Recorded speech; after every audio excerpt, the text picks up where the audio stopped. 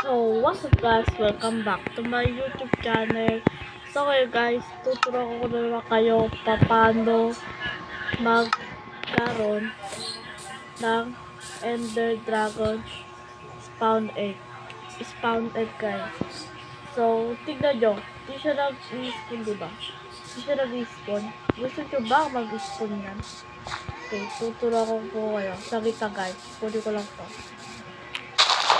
Pwede ko lang to siya.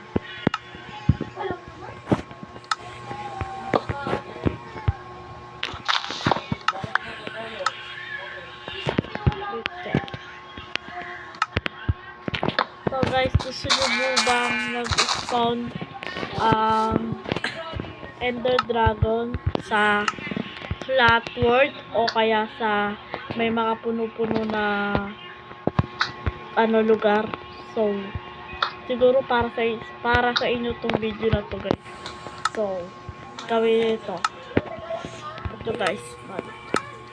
Number 1, kailangan nyo ng chest, ender chest, hopper, and then dragon egg. And then, ito guys, yan, 2 water bucket and TNT. Yan, kailangan nyo. So, number 1 guys, magukay kayo ng 3x3. Yan, 3x3. Ganyan yung 3x3 guys. 3x3. So, lagyan nyo lang yan ng, lagay nyo lang dyan yung chest, and then, kumuha kayo ng isang Ender Dragon egg. Ilagay nyo dyan sa loob.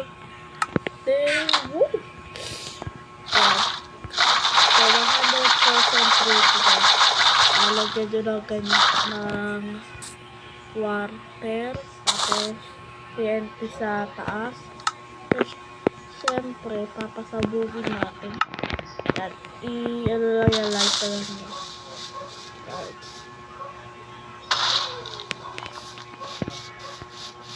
O tapos,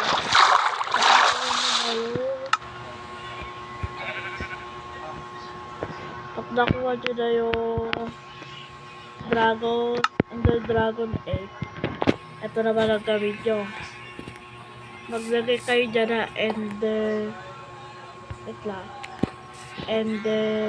chest, tapos hopper sa taas, and then chest sa taas, then itong dragon egg ilagay nyo lang po sa chest na to, and then ito yung nawala. Siyempre na-hopper siya, dito na punta siya dito sa chest. Kapag bukas nyo, men, what the hell, Ender Dragon spawn egg. Tapos pag in-spawn nyo yan, ay naku po, men.